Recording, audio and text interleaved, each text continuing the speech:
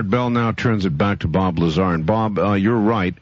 I'm sure you know all the questions that people would ask if I started picking up phone lines now. So what about being inside that craft? What do people generally ask, and how do you respond? Well, first of all is the overall description inside.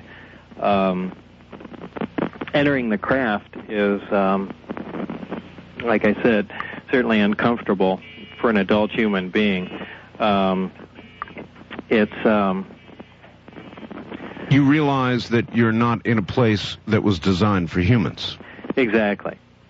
And it certainly is different from anything that you're familiar with.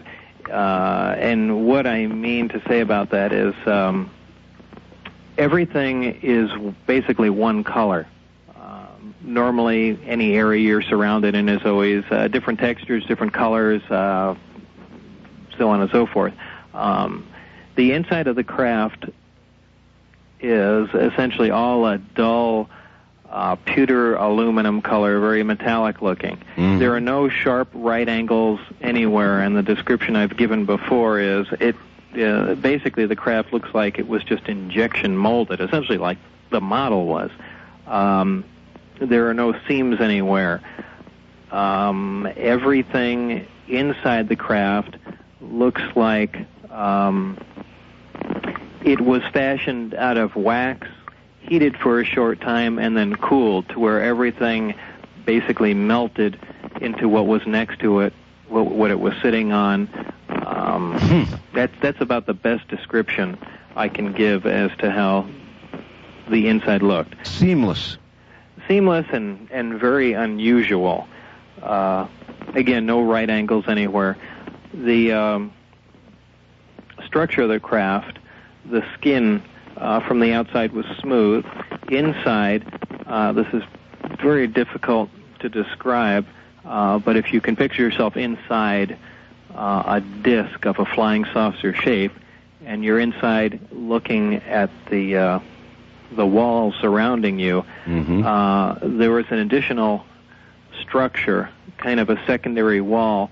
There was kind of repetitive archways that looks like it was either for structural integrity or, as we later found out, something to do with the waveguide and the gravity amplifiers themselves. But if you have the box there you're looking at, you notice what I'm saying is kind of difficult. There's a little booklet that came in there that has a nice cutaway view of the craft, but it's very difficult to describe without drawing a picture or seeing something visual. Well, the lucky people on the internet can see what I'm holding up. The others are going to have to make do with your word pictures, or go out and get a copy of the tester model. Or how else might people see? Is there something on your, well, again, it would be your website, so it's just people with computers. So we've got to formulate word pictures for people without. Yeah, I'm not really good at that, but that's basically what there are 3 levels to the craft. When you enter into the main level, and that's basically what you see. As far as what's on the main level, well, first of all, the dimension of the craft is about 52 feet in diameter, about 16 feet high. That's just the overall measurement. Now, back on the inside of the craft, what you'll see in the center of the craft is the reactor itself. Extending from the reactor up through the top of the craft is the waveguide. It kind of looks like a little chimney, more or less. Surrounding the reactor in the center of the craft are 3 seats. These seats all face one direction. Also near these 3 seats are the 3 gravity amplifiers themselves. They look like consoles, just solid rectangular objects. There's when I say consoles, I don't mean there's any buttons, lights, or anything of that sort. And in fact, there were no buttons, lights, switches, or wiring in the entire craft. Really? Really. That's also quite an impressive feat. No levers, no buttons, no lights, no switches. However, I did not get to go in one part of the craft, so I really can't say what was there. But I do have a good idea as to what was.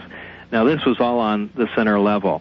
Immediately underneath, there's a small breakaway part of the floor as you walk in to the craft over to the left.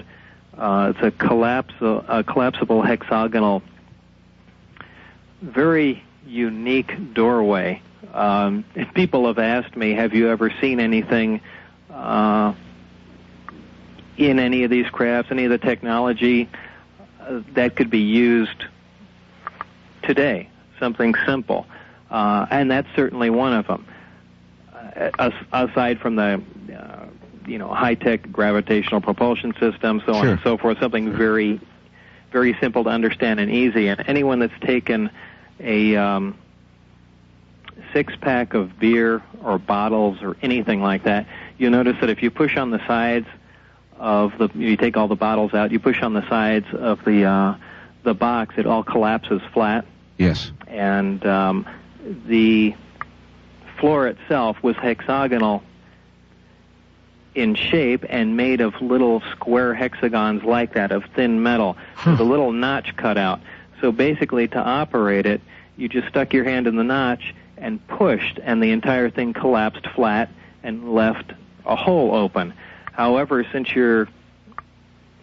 when it's, I'm getting tangled with my words here because there's so many other things going through my mind. When it's extended and the opening is closed off, it's a very strong structure because you're standing on the top of hexagons. The metal is relatively thick, even though you kind of have an idea of what I'm trying to present here. I absolutely do. Of course, I understand how it derives the strength. Yes. So yes, it's very easy to collapse one way, but that's one simple thing I thought would find uses somewhere, somehow, something that could be made right now. In fact, I've fashioned one out of thin metal. I have absolutely no use for it, but it's just one of those strange things. I've never seen anything like it, and it's certainly something that could be, I don't know, used in some sort of architecture somewhere. Now, the craft you were in had all of its, the generator, the amplifier. Right, this was all on the first level. Everything was intact. Absolutely. All right. Well, let me take that back. One of the amplifiers was removed. All right. On this craft. When you do collapse this little porthole, you can fit your body through, at least the upper part of it, and look underneath. This is the lower level of the craft. This is where the emitters, what I sometimes call the gravity amplifiers, hang down. These are three of the cylindrical-shaped black objects, 2 foot in diameter, 4 feet long, that actually emit gravitational waves from them. Like a microwave horn. Right. They are positioned directly underneath the larger rectangular gravity amplifiers on the first level and are, in fact, connected to them.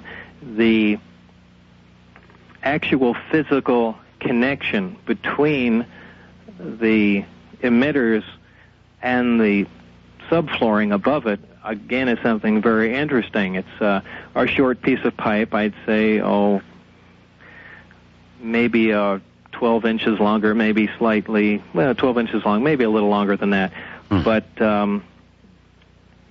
this mounting flexes in any direction, but it's a solid piece of pipe. It's something very, very unusual, and we see the same thing being used on the waveguide to the reactor.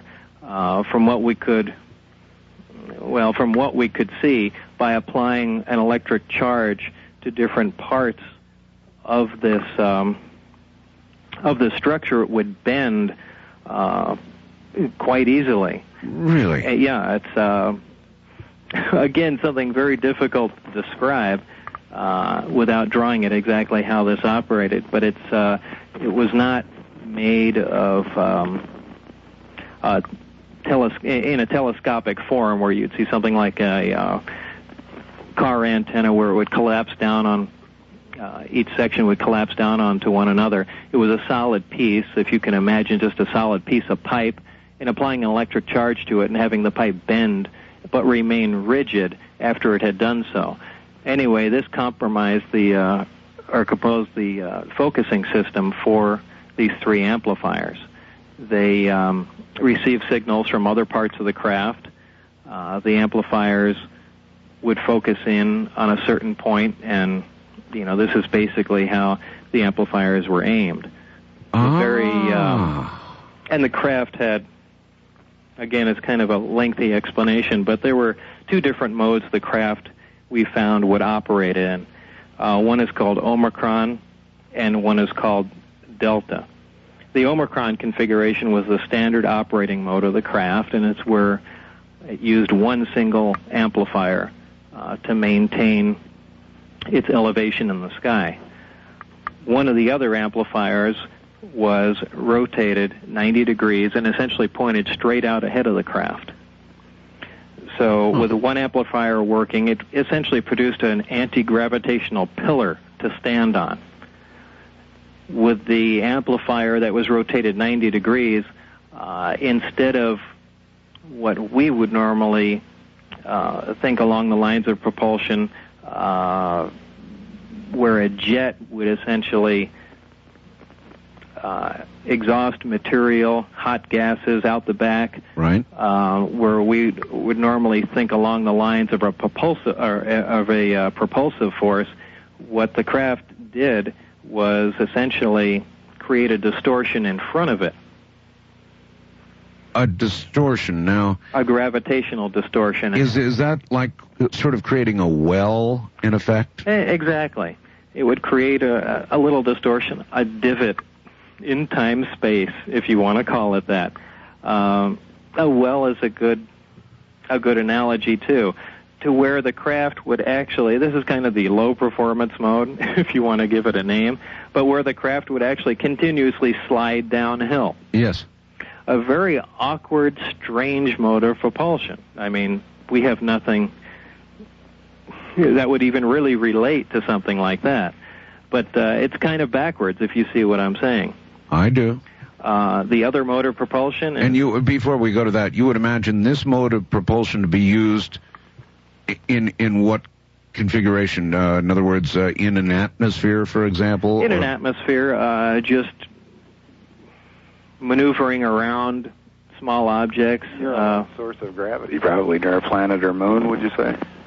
I would imagine so, yeah. I don't think it would be used in space. There would be some, by definition of this mode, it requires some force, some large amount of gravity to be acting on the craft. So you would have to be near some sort of gravitational body.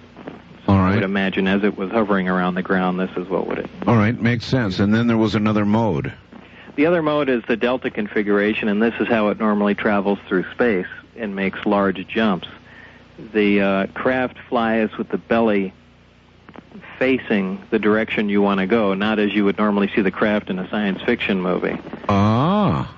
The gravity amplifiers are all brought up to power, and they're focused on a single point. This point now becomes an area of intense gravitational distortion, many, many times more than what we were talking about before. And this is where the true warp drive comes into effect. This is where you actually bend, you begin to distort space and time. And instead of the craft actually flying, you're basically distorting the fabric of space around the craft and move without actually traveling. You're not moving in a linear... So if I'm visualizing this correctly, it's kind of like the other mode, except far more intense, and you're constantly moving toward this warp, or with this warp. I don't know which way to think about it. Well, you actually become part of the other space. It's a pretty wild concept, but something that really isn't unknown to us.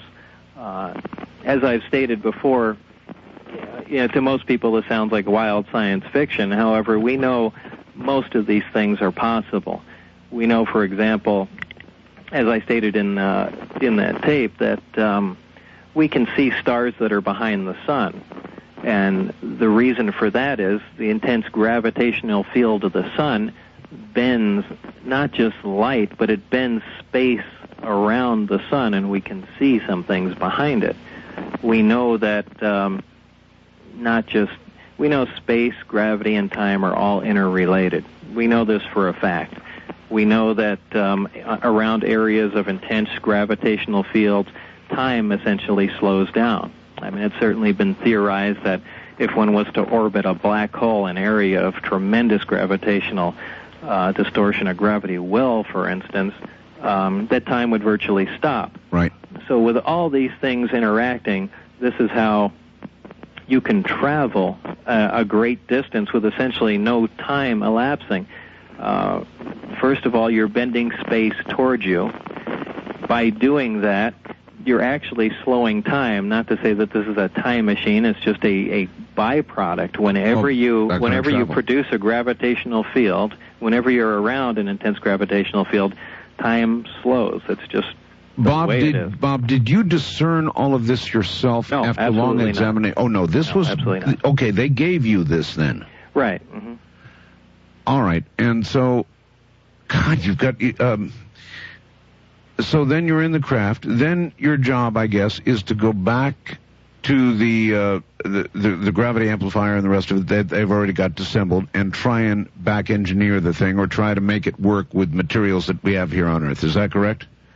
Basically so. Well, basically is to start at the very beginning and look at the reactor and try and see how from ground level the device operates. And this is where apparently I came in to the project. All right, and that is where we must pause. Bottom of the hour. All right, back now to Bob Lazar and Gene Huff. Gene, basically the silent one right now, sort of helping out as he can. Let's see, Bob, in the interest of time, because, you know, we could spend 10 hours with this, perhaps not before you fell asleep, but... Well, we did make some coffee here. I detected I started rambling and not saying anything, so hopefully this will help. We are about 3 hours past my bedtime. I see. I appreciate it. The nation appreciates it. This really is an incredible story. Now, briefly, you went to work, obviously, trying to back engineer this. Right. How far did you get and what did you learn? Well, not very, and I need to digress for a moment here, and this is where I learned one of the reasons why I was hired. Initially, our work started on the reactor. We figured that's the center point of everything, and this is where we should really concentrate our efforts, and apparently that's what the people before me did, too. Apparently, there was an attempt to analyze the operation of one of these reactors, and I got to read the notes that the gentleman before me had left. There was a fatality, or actually 3 fatalities, if I remember, when they attempted to do this. For some reason, they attempted to get into the reactor while it was in operation under load, and it was never very clear in their notes as to why anyone decided to do that. However, again, in the interest of time, I'll cut this short, but they did attempt to do that. The reactor did explode, and the gentlemen were killed. I was to replace one of these people. Great. So this is... Did anybody at any point suggest that you go in? Oh, no. I think this is something... I think they reached a point of frustration, couldn't get anywhere, and, went on from there. Again, this didn't sound very sensible to me, but this was a story that was relayed to me, and just something I thought I'd pass along. Also, let me add one other point, too, that has really nothing to do with this, but we were also talking about static on the phone a few minutes ago. Yes. Coincidentally, earlier today, now I have no cordless phones in the house. I was on the phone with Jean, and my neighbor comes to the door and tells me that she can hear my conversation on the phone on her cordless phone. I found that kind of hard to believe, so I picked up her cordless phone and listened and could hear everything fine on mine. I mean, that's very unusual to say the least. And Art, he called me, and I could literally hear his neighbor talking on a cordless phone in her house from my house. What you need, then, is a sweep of your house. Absolutely. Well, I called Sit and Tell, and they should be here tomorrow, too. But, you know, what an odd coincidence that 10 years ago, I certainly haven't had any problems like this for a long time, but that is pretty unusual. Anyway, back to what we were talking about. Sure. 3 who went down before you, 3 who died, so there you are. What do you do? Well, basically followed in their footsteps up to that point. What we did find was that the reactor operated, at least the lower part of the reactor, the base plate, operated like a little cyclotron. And in fact, the first cyclotrons were almost exactly that size. They accelerated particles to a high speed in a circular fashion along this base plate. The particles were then diverted by electrical and magnetic fields up into a target area, which is what was inside the domed part of the reactor. These, and this is now where we get into some exotic material. One of the elements we identified in the reactor, essentially the fuel, or it at least seemed to be, was an awful lot of static here. Yeah, there is a lot of static. It's coming from the phone that Gene is on. Yeah. Gene, maybe what you ought to do is hang that phone up and then pick it up when you have a comment. All right.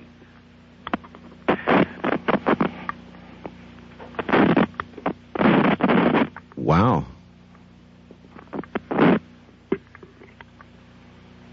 All right. There we go. Oh, there we go. Okay. Now we're in business. Right. All right. Go right ahead. We then found, well, again, we had identified an element, a super heavy element, one that doesn't naturally occur on Earth, and certainly one that we haven't synthesized. This element was identified as 115. Now, normally, the higher level elements, the ones that we have produced in accelerators, decay in a fairly short time. In this case, what we were seeing was a stable element, one that was not undergoing any radioactive decay, which is very unusual. However, again, this is something that science and chemists have already theorized, that there should be an island, essentially an island of stability for elements around the 114, 115, 116 area. However, we certainly haven't been able to produce anything that high up on the periodic chart, but apparently, this is what we were observing. How much of this element 115 was available? 200. Well, there were 223 grams in the craft, in the reactor. 223 grams. I heard a story, I think it may have been from John Lear, that, and this jumps us way ahead, but that you somehow got some of element 115 out of that area. Is that true? I really don't want to comment on that. All right, I didn't think so. John didn't want to say much about it either, but that was a rumor. We'll let it stand as a rumor. All right, so element 115, something that we don't have yet. I think we have progressed a little bit up the scale, but we're certainly not at 115. Where are we now? What is our? I believe the last isolated was 112. 112. And yep. Most of the more recent work has been done in Darmstadt, Germany. All right. In fact, I believe there's their plan to produce element 116 is coming up next. I think they plan on. I think it was californium and no calcium or something. Do you remember that, Gene? Yes, I think they were going to fuse curium with calcium, and they were going to end up with element 116, which they then thought would decay in a chain of unknown nuclides and see where the island of stability actually settled. But they are very close to attempting to pierce that island of stability and seeing what's going to happen. However, producing one or two atoms of it really isn't going to let them determine how the substance is going to react, but at least they're there. They're almost to the point now where they can begin to look at some of these exotic substances. Right. There are a lot of people waiting to see if they can perform any experiments or find this, gravity A that Bob alludes to. But really, when you read, and I'm certainly a lay person, when you read on these, for instance, the website for the Lab for Heavy Ion Research in Darmstadt, Germany, you can see that they actually detect these atoms when they make them, and getting an atom or two, it doesn't put them anywhere near having a quantity of it that you could hold in your hand and actually study for any macro scale type effect. You bet. Bob, how long were you then at S4 doing your work? It was from December of 88 to April of 89. December of 88 to April of 89. Okay. What went wrong? When did the whole thing begin to go to sour, and why? Boy, there's a long story.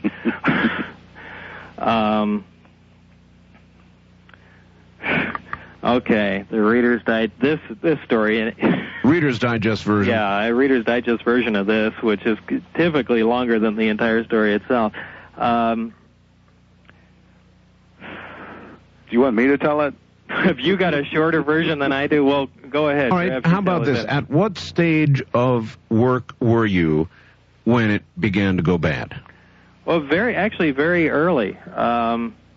Well, go ahead, Gene. Give it a try. Well, Bob had been on an on-call basis, and right when he got to the point where he's told you about up to this point, they stopped calling him into work. And this was very frustrating. He wasn't a fun guy to be around. And what had happened is when he, as he told you before, he had to sign documents allowing them to monitor his phone and fax and computer and anything that came into his house over a phone line. And to make a long, sad story short, Bob's wife was having an affair, and they found out. And when they gave him his security clearance, they deemed him to be financially stable, emotionally stable, and just generally stable. And so now they knew that he was going to be having some emotional problems, and they stopped calling him.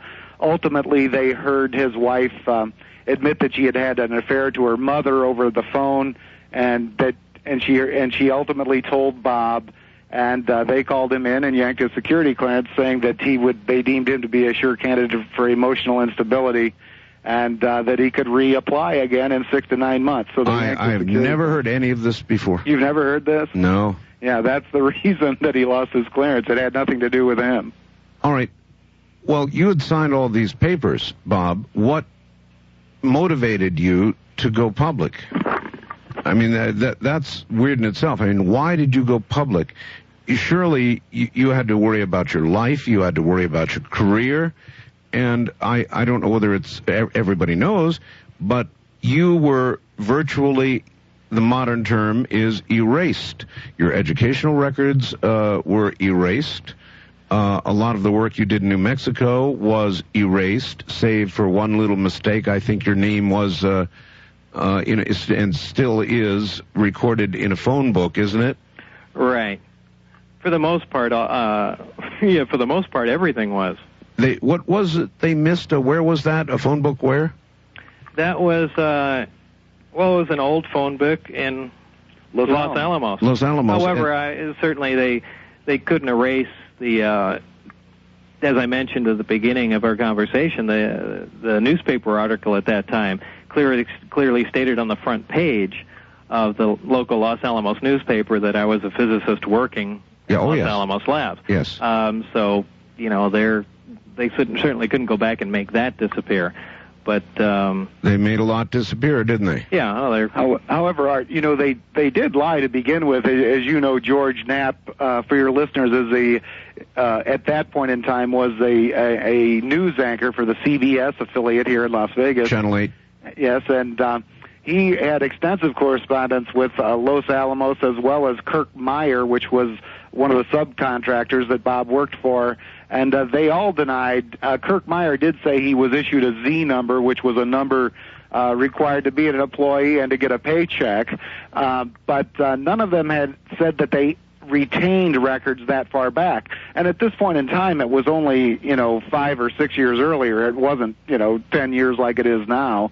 And that they didn't retain any records at all. And George gave them numerous chances. He said, "Are you sure you have no record of Bob Lazar?" He asked Kirk Meyer, "Are you sure you have no record of Bob Lazar?" Mm-hmm. They denied. And then that's when Bob came up with the Los Alamos phone book with his name and station number in there, and then also he had a copy of the Los Alamos newspaper from 1982. And how did they react to that?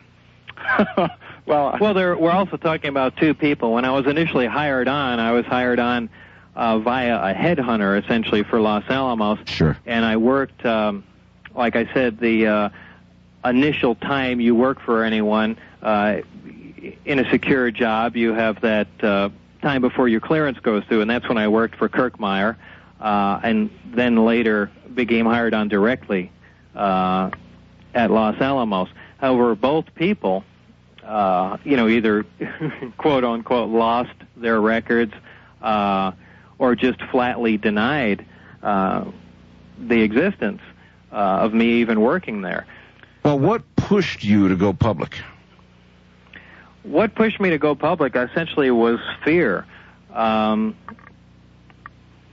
Fear of what? Fear of death, fear of prosecution, fear of just fear in general. I imagine you can add them all together, and that was essentially what I was feeling at the time. At that time, I had nothing other than what I had said to anybody. For the most part, if I suddenly disappeared off the face of the earth, nobody would have noticed. Well, not only would nobody would have noticed, I certainly have friends and family that would miss me, but no one would have known exactly what happened. And people disappear all the time. Right. Well, especially in Las Vegas. So I at least wanted to get what was going on out in the open. And I believe it worked very well. It was essentially a pushback against all the force that was leaning on me. Where if I thought if I just went on in a subdued fashion on television and maybe just said a little bit and just kind of gave a little shove back, they would lay off. And it was a big gamble, but it worked exactly the way I wanted it to.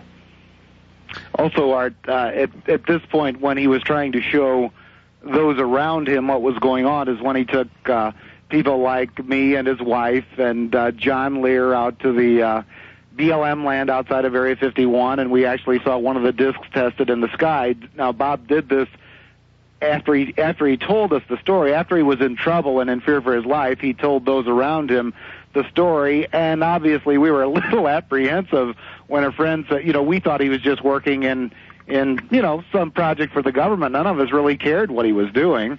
And, so he wanted to prove that, not that we thought he was lying, but it's still an outrageous story to tell your wife and friends and say, oh, by the way, I'm working on flying saucers. Sure, and John has told me the story of the trip up to Area 51, and there is video to support your claim as well. Right. Plenty of video. Now, they didn't let you go, though, because in 1990, and a lot of people use this, Bob, to try to discredit you, you had to plead guilty to a pandering charge related to the apparent operation of an illegal brothel in Las Vegas. Mm-hmm. Now, a pandering charge, that's very serious. Actually, I got to pick the charge. Oh, you got to pick it? Yeah, I got to pick the charge from three of them. Now, my understanding is a little vague, but I think all you did was some computer work. Isn't that right? Well, what I literally did, we have to, backtrack to years ago. After I left Los Alamos and opened up 1 hour photo business for my wife in Los Alamos, we had decided to move. And we began, because of our contract with Los Alamos, began to amass quite a bit of money. We were looking for a business to buy into, One of the things we invested in was one of the legal brothels in northern Nevada. A very in weird... northern Nevada? No kidding. Right. Well, this was years ago. Yeah, people need to know, here in my county of Nye, we have legal brothels, and near Reno, they have legal brothels as well. Right, so... which is up where this was. Okay. And it was just another business, just an investment opportunity. We had made money off of it and later got rid of it. However, an amazing coincidence, after I left the lab and we decided to move to Nevada, which is essentially what brought me to Las Vegas here. I had businesses in Southern California, in Northern Nevada, and in New Mexico, and I needed a central hub, and that's the only reason I moved out to Las Vegas. Sure. So essentially you knew the brothel business at that point. Well, yeah, to some extent. And even though we were out of it, after I had left S4 and began to look for some other source of income, I ran into one of the old managers of the place up north. Right. And she said she had a place running down here that wasn't running illegally, but she'd wondered if I could install a computer system like we had up there to make her business run smoother. And I said, there's no problem. It'll take me a while to write the program, and I can set the computers up for you, and so on and so forth. They also wanted a security camera outside to make sure a guy wasn't coming to the door with a gun or a knife. So sure. I essentially installed all that stuff and left, and that was that was the end of it. However, only it wasn't the end of it. No, it wasn't the end of it, and certainly it was pretty. It's actually, Art, what happened after that is, as you well know, living here in Southern Nevada, that when George Knapp did his special UFOs the Best Evidence in November of '89, George won an Emmy for it, and it was one of the highest rated shows in the history of Southern Nevada. So when it came for Sweeps Week the next spring, George said it would be a great idea to have Bob Lazar on. So Bob had a giant following, and say, what has Bob Lazar been up to? So Bob goes on television, not knowing that installing all of this equipment for a brothel was illegal, and on television, George says, what have you been up to, Bob? And Bob says, I installed some security systems and computers and things for a local brothel. And then needless to say, the police were listening that day, too. Apparently so. All right, gentlemen, hold on. We've only got one more hour to go, and it sounds like the coffee's working. This is Coast to Coast.